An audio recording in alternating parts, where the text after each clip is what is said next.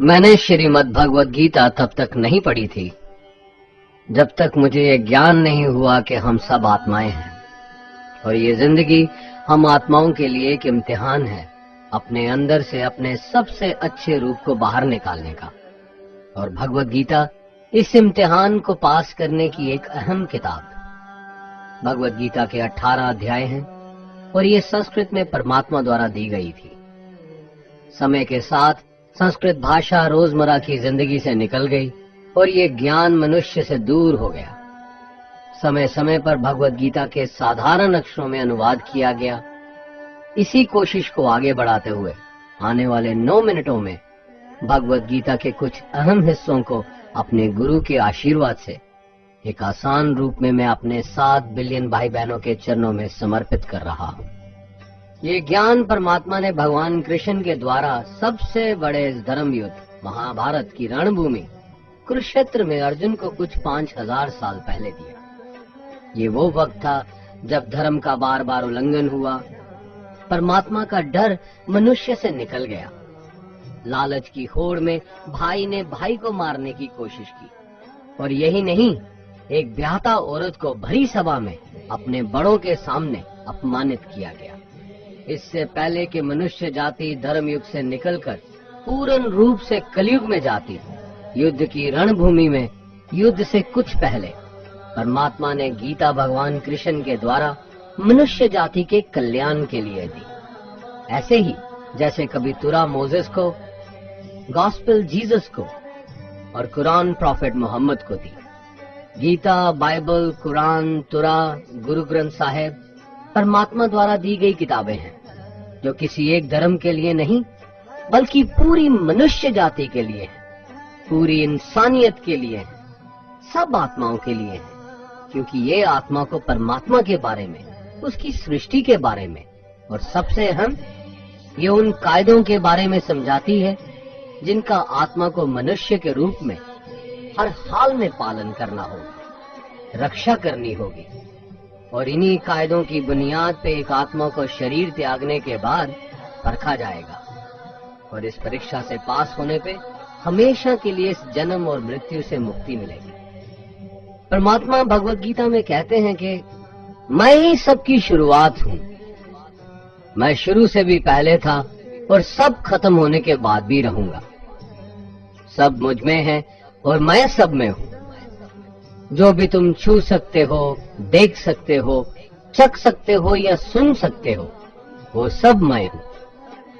ये नदियाँ, पहाड़, सूरज, ग्रहण, चांद, सितारे सब मैंने बनाए हैं। मैंने ही भगवान, शैतान, राक्षस और इंसान बनाया। मैं सर्वव्यापी हूँ, सब में रहता हूँ, सब में मैं हूँ, मैं ही हूँ। मैं ही ब्रह्मा बन के सब बनाता हूँ और रुद्रा बन के सब नष्ट कर देता हूँ। मैं इस सृष्टि यूं ही बनाता और तोड़ता रहूंगा ताकि आत्माओं को मौके मिल सके इस जन्म और मृत्यु से एक दिन मोक्ष पाने को, हमेशा के लिए परमात्मा के साथ रहने को। भगवद गीता कहती है कि इस सबसे बड़ी परीक्षा के लिए परमात्मा ने प्रकृति का निर्माण 5 तत्व हवा, अग्नि, जल, पृथ्वी और ईथर से किया, जिन्हें हम छू के, चख के, सूंघ के, देख के समझ सकते हैं। पर खुद परमात्मा इन 5 इंद्रियों की समझ से बाहर है। उन्हें आत्मा इन इंद्रियों से नहीं जान सकती। आत्मा 5 इंद्रियों के साथ वैसे ही है जैसे एक लोहे का रोबोट जिसे अपने बनाने वाले का कोई पता नहीं। अर्जुन को भी परमात्मा का विराट रूप देखने के लिए भगवान कृष्ण ने दिव्य नेत्र दिए। भगवद गीता समझाती है कि आत्मा अजन्मी है, इसे कोई मार नहीं सकता, कोई जला नहीं सकता, डुबा नहीं सकता, काट नहीं सकता। लेकिन आत्मा को परमात्मा के साथ हमेशा रहने के लिए ये परीक्षा रूपी जीवन में बैठना ही पड़ेगा। इस परीक्षा के लिए परमात्मा से बिछुड़ के आत्मा को पृथ्वी पे किसी न किसी रूप में जन्म लेना पड़ता है और 88 करोड़ योनियों को जीने और भोगने के बाद एक आत्मा को मनुष्य का शरीर और दिमाग मिलता है इस सबसे बड़ी मर्यादाओं की परीक्षा में बैठने के लिए। हर मनुष्य को इस पूरी परीक्षा के दौरान तरह तरह की अच्छी और बुरी भावनाओं के चक्रव्यूह में अपने ही भाई बहन या मित्रों के साथ डाला जाता है, जिसमें हर आत्मा को अपने अंदर के तामसिक और राजसिक अवगुणों से निकल के सात्विक जीवन में प्रवेश करने के मौके मिलते हैं। हमारे तामसिक गुण वो हैं जो हमारे अंदर हीन भावना पैदा करके हमें खुद को उदास और नुकसान पहुंचाते हैं, और हमारे राजसिक गुण हमें ईर्ष्यालु और लोभी बना के दूसरों के प्रति नुकसान पहुंचा सकते हैं। इस परीक्षा के दौरान हर आत्मा को तामसिक और राजसिक गुणों को खत्म करके अपने सात्विक गुणों से परिचित होना पड़ेगा। सात्विक गुण वो हैं जो आत्मा को अपने आसपास की हर चीज से जोड़े और उन्हें प्यार करना सिखाते हैं। परीक्षा के दौरान हर आत्मा को जीवन के चारों स्तंभ धर्म, अर्थ, काम और मोक्ष का ज्ञान पाके ही मुक्ति मिलती है। यही वो द्वार है जिन्हें समझ के ही आत्मा परमात्मा को समझ सकती है। पहला द्वार धर्म का है और शेर इसका प्रतीक है। धर्म वही है जो गीता में लिखा हुआ है, वेदों में लिखा हुआ है, गुरु ग्रंथ साहिब, बाइबल या कुरान में लिखा है। धर्म वही है जो धारण किया हुआ है, जिसे आपका दिल मानता है, जैसे झूठ नहीं बोलना, चोरी नहीं करना, भगवान का निरादर नहीं करना, दूसरों को नुकसान नहीं देना, यही सब धर्म है।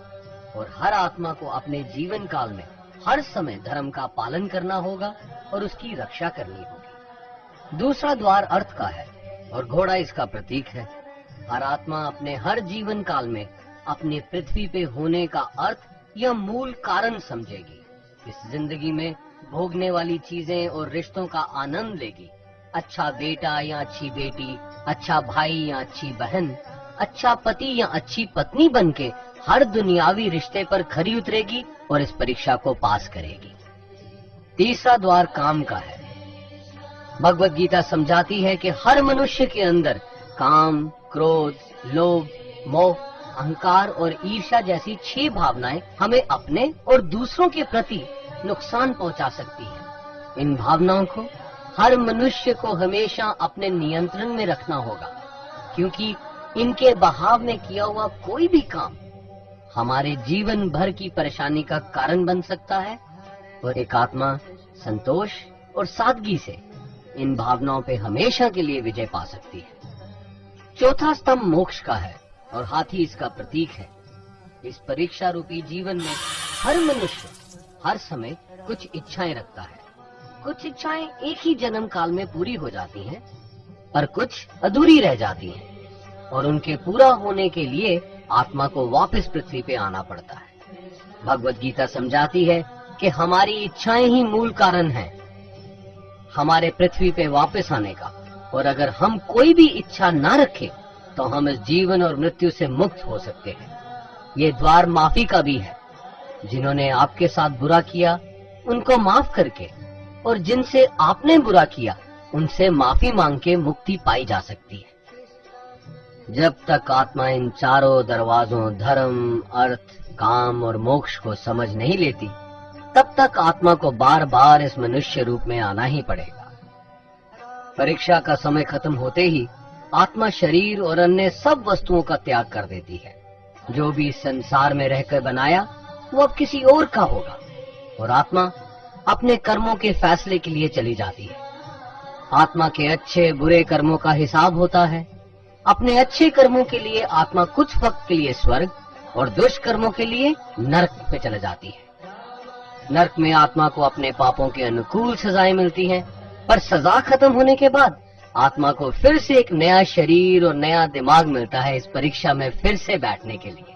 और हर परीक्षा में वही सब फिर दोहराया जाएगा, जिंदगी के 4 स्तंभ धर्म, अर्थ, काम और मोक्ष को समझने के लिए। हर जन्म में अपने कई जन्मों के कर्मों के हिसाब से हर आत्मा को कभी अच्छे और कभी बुरे हालातों से जाना पड़ता है, लेकिन जब तक आत्मा परमात्मा के साथ योग को नहीं समझ लेती वो मुक्ति नहीं पा सकती। भगवत गीता समझाती है कि मनुष्य अपने शरीर, दिमाग या दिल से भगवान को पा सकता है। शरीर द्वारा किए कर्मों के माध्यम से परमात्मा को पाने को कर्म योग कहते हैं। ऐसे कर्म जो परमात्मा की इच्छा से हो और दूसरों के कल्याण के लिए हो। वाल्मीकि ने रामायण लिख के श्रवण ने अपने माता पिता की सेवा और उन्हें 4 धाम की यात्रा करवा के, मदर टेरेसा ने अपने प्यार और सेवा के माध्यम से, और मैडम क्यूरी ने वैज्ञानिक खोज में अपने जीवन का बलिदान देके अपने कर्मों द्वारा परमात्मा को पाया। भगवत गीता समझाती है कि एक आत्मा दिमाग से भी परमात्मा के साथ योग लगा सकती है। इसे राजा योग कहते हैं, क्योंकि दिमाग या मस्तिष्क सब इंद्रियों का राजा है। एक मनुष्य अपनी आस्था, सांस प्रणाली, आसन, अभ्यास, साधना और तपस्या से परमात्मा को इस योग के रास्ते पा लेता है। इस योग को समझने के लिए हमें अपने अंदर की एनर्जीज यानी चक्रा और कुंडालिनी को समझना पड़ेगा।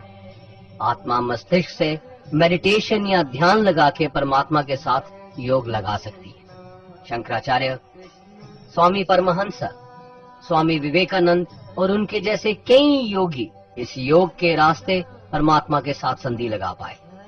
परमात्मा भगवत गीता में कहते हैं कि अगर किसी आत्मा को धर्म ना भी समझ आए, योग ना भी समझ आए, पर अगर वो मेरी शरण में आ जाए तो मैं उसके सारे पाप माफ कर देता हूँ। परमात्मा को ऐसी दिल की गहराइयों से पुकार के पाने को भक्ति योग कहते हैं। चैतन्य महाप्रभु, मीराबाई और भगवान हनुमान इस योग के सबसे बड़े उदाहरण हैं। लेकिन कभी आत्मा अपने होने का मूल कारण भूल के धर्म का उल्लंघन करे या पाप के रास्ते पे निकल जाए तो उसे ठीक करने के लिए परमात्मा खुद किसी रूप में पृथ्वी पे जन्म लेते हैं। आइए श्री भगवत गीता, गुरु ग्रंथ साहिब, तुरा, बाइबल, कुरान या ऐसी किसी भी दीनी किताब को पूरा पढ़ के इस जिंदगी के असली मायने समझें और परमात्मा के साथ योग लगाएं।